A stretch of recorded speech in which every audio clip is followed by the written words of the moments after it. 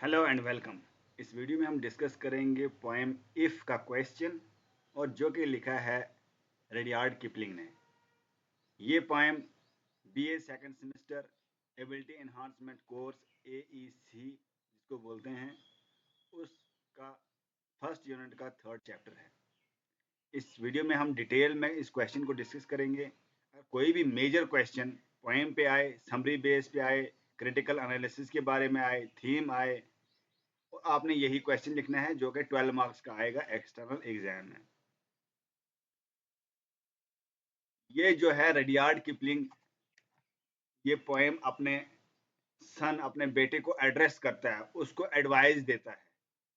क्या क्या एडवाइसेस देता है उसको, वो सब इस पोएम में दिया गया है और पूरी पोएम को एनालाइज किया गया है और एक ऐसा क्वेश्चन फ्रेम किया है इसमें कि जो आपको एग्जाम में हेल्प करे। कोई भी लॉन्ग आंसर टाइप क्वेश्चन आए तो आप इस क्वेश्चन को लिख सकते हो और अच्छी तरह जो है मार्क्स पा सकते हो। Rudyard Kipling's poem If stands as a great piece of didactic poetry। ये पोएम जो है ये डाइडेक्टिक पोइट्री, डाइडेक्टिक मतलब जिस पोएम का मकसद टीच करना हो, जिस पोएम का मकसद पढ़ाना हो, समझाना हो। डाइडेक्टिक मतलब समझाने के लिए, ठीक है। ये एक ऐसा पीस है जो समझाने के लिए है। It offers a blueprint for personal integrity, resilience and maturity. इसमें जो है इस पोएम में पता चलता है कि कैसी इंटीग्रिटी इंसान को होनी चाहिए, कैसी जो पेशेंस होना चाहिए, कैसी मेच्योरिटी होना चाहिए, ठीक है। Rudyard Kipling dedicated this poem to his son whom he gives advices for life. ये पोएम रडियार्ड किपलिंग अपने बेटे को एड्रेस की है, जिसको वो एडवाइस देता है जिंदगी की। He advocates the real life experiences and wants his son to follow these advices to live life happily। तो वो उसको जो है रियल लाइफ एक्सपीरियंसेस के बारे में बोलता है और उसको एडवाइस देता है अपने बेटे को और बोलता है कि ये एडवाइस अगर फॉलो करेगा, ये एडवाइसेस फॉलो करके एक अच्छी जिंदगी आप जी सकते हो, हैप्पी जिंदगी जी सकते हो। This critical analysis delves into the poem's thematic essence, structural composition, literary devices and its enduring relevance in today's world। ये क्रिटिकल एनालिसिस जो हमने किया है इस पोएम में, इस क्वेश्चन में, ये इसकी थीम के बारे में भी डिस्कस करेगा, इसका स्ट्रक्चर कैसा है इस पोएम का, इसमें कौन कौन से लिटरेरी डिवाइस यूज किए हैं और इसका रेलिवेंस क्या है आजकल की दुनिया में, ये सब हम इसी क्वेश्चन में डिस्कस करेंगे। This poem can be analyse critically in the following points. In following points, नीचे वाले पॉइंट्स में हम डिस्कस करेंगे क्रिटिकली इसको, ठीक है। कोई भी लॉन्ग आंसर है आप ये क्वेश्चन लिख सकते हो, 12 मार्क्स का एक्सटर्नल में आएगा। थीमेटिक कंपोजिशन क्या है? Theme stoicism and emotional equilibrium.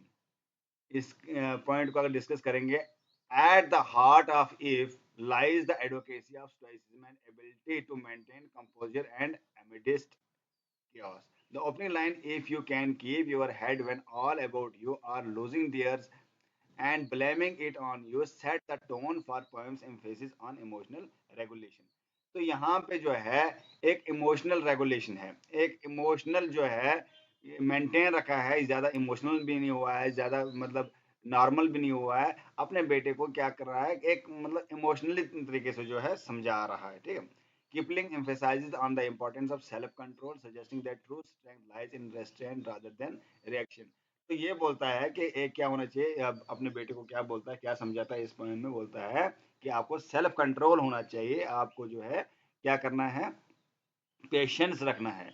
और जब पेशेंस रखोगे तो आप जो है जीत जाओगे, हर बात पे रिएक्शन नहीं करना है, आपने काम रहना है, कूल रहना है, ठीक है। नेक्स्ट है रेजिलियंस इन एडवर्सिटी।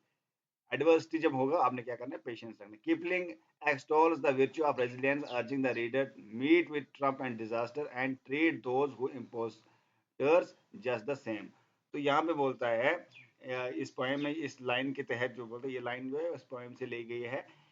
आपने क्या करना है, बेटे को बोलता है, ये समझाता है कि आपने रेजिलियंस को मेंटेन करना है, पेशेंस को मेंटेन करना है, सब्र को मेंटेन रखना है, चाहे जो भी हो, चाहे जीत हो चाहे हार हो, आपने जो है उसी तरह रहना है, आपने बदलना नहीं है।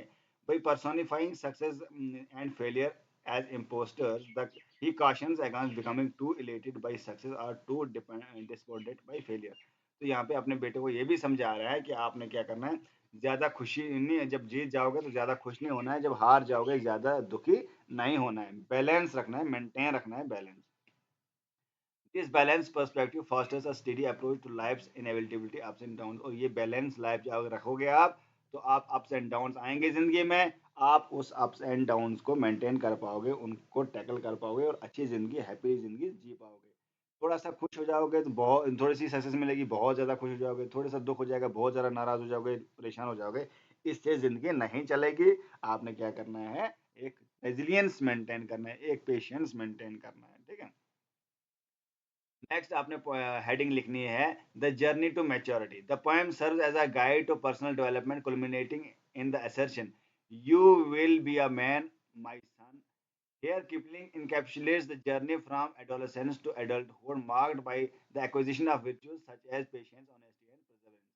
तो यहाँ पे पोएम, इस पोएम में जो है ये एड्रेस करता है कौन, रडियार्ड किपलिंग एड्रेस करता है अपने बेटे को। ये पूरी पोएम जो अपने बेटे को ही सुना रहा है, उसको बोलता है कि आपको क्या करना है, आपको पेशेंस मेंटेन रखना है, और बोलता है you will be a man my son, मतलब आहिस्ता आहिस्ता आप क्या हो जाओगे, एक एडल्ट हो जाओगे, और एडल्ट जब हो जाओगे तो एडल्ट होते होते आपने क्या क्या एक्वायर करना है, एक विर्चू, एक गुड क्वालिटी मेंटेन करनी है, पेशेंस रखना है, ऑनेस्टी रखनी है और परसेवरेंस रखना है। The poem suggests that maturity is achieved not through age but through character। तो इस poem में बोलता है कि मैच्योरिटी जो है एज से आती है, ठीक है। एज जैसे जैसे बड़ी बनेगी मतलब तो वैसे तो मैच्योरिटी आएगी ही, बट ऐसा नहीं है कि सारे जो एज होते हैं, एज बड़े एज के होते हैं वो मैच्योर होते हैं। मतलब एक अच्छा करेक्टर आपने बिल्ड करना है, हर दिन आपने सीखना है, हर दिन आपने जो है अपने आप को बेहतर बनाना है। नेक्स्ट है स्ट्रक्चरल एंड स्टाइलिस्टिक एलिमेंट। इसकी स्ट्रक्चर क्या है इस पोएम का, कंडीशनल फ्रेमवर्क है। if is structured around a series of conditional statements such as beginning with if you can and leading to the ultimate reward। ये इसका structure जो है वो if से स्टार्ट होता है, और if अगर अगर आप करोगे तो इससे जो है आगे बाकी डिटेल जो है बाद में लिखी गई है। इस पोएम में पहले अगर से स्टार्ट होती है, ठीक है। This repetitive structure reinforces the poem's instructional nature, creating a rhythmic cadence that mirrors the steady accumulation of virtue। ये जो रेपिटेटिव स्ट्रक्चर जो है, ये एक रिदमिक स्ट्रक्चर क्रिएट करता है, किसका, इस पोएम में एक रिदम क्रिएट करता है। जब आप इफ से स्टार्ट करोगे इस पोएम को, जब इफ से पढ़ा जाएगा जोर जोर से, एक रिदम बन जाता है। और इसमें यूज ऑफ एंटीथेसिस, एंटीथेसिस क्या होता है, सेम जो है मतलब एस्पिरेशन एक ही लाइन में, मतलब गुड भी बैड भी, मतलब दोनों चीजें जो है एक ही चीज एक जगह बताना, दोनों कोई किसी का कंट्रडिक्टरी जो है चीज एक ही जगह बताना, उसको बोलते हैं antithesis. Kipling employs antithesis to highlight the balance required in virtuous living.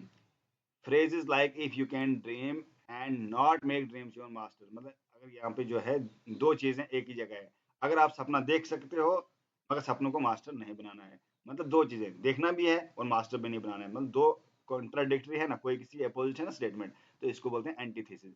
Juxtapose aspiration and pragmatism, emphasizing the need for moderation. This technique underscores the poem's central theme of equilibrium। ये जो है पोएम की central theme है, ठीक है। एक equality maintain करता है। डायरेक्ट एड्रेस एंड टोन, इसमें जो है डायरेक्ट एड्रेस है, किसको, अपने जो सन को वो डायरेक्ट एड्रेस करता है, कौन, poet. The poem adopts a direct paternal tone, addressing the reader as my son। By this personal approach enhances the poem's didactic quality, making the advice feel intimate and sincere। The tone is both encouraging and commanding, reflecting the gravity of the guidance offered। तो यहाँ पे जो है एक direct tone है, direct tone मतलब direct अपने बेटे को एड्रेस करता है, जैसे बाप अपने बेटे को एड्रेस करता है, अपने तर्ड से एड्रेस करता है, ठीक है, एक अथॉरिटी बन के एड्रेस करता है, इसी तरह जो है अपने बेटे को एड्रेस करता है। डाइडेक्टिक मतलब जिसका मकसद हो पढ़ाना, समझाना, ठीक है। नेक्स्ट, लिटरेरी डिवाइस कौन कौन से यूज हुए इसमें, पर्सोनिफिकेशन। पर्सोनिफिकेशन मतलब जिसमें नॉन लिविंग थिंग को लिविंग थिंग बताया जाता है।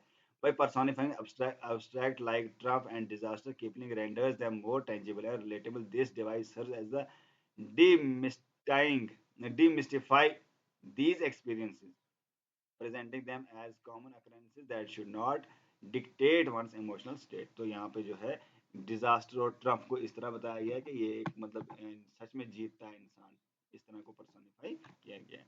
इसमें मेटाफर यूज हुए, मेटाफर मतलब indirect comparison, indirect comparison।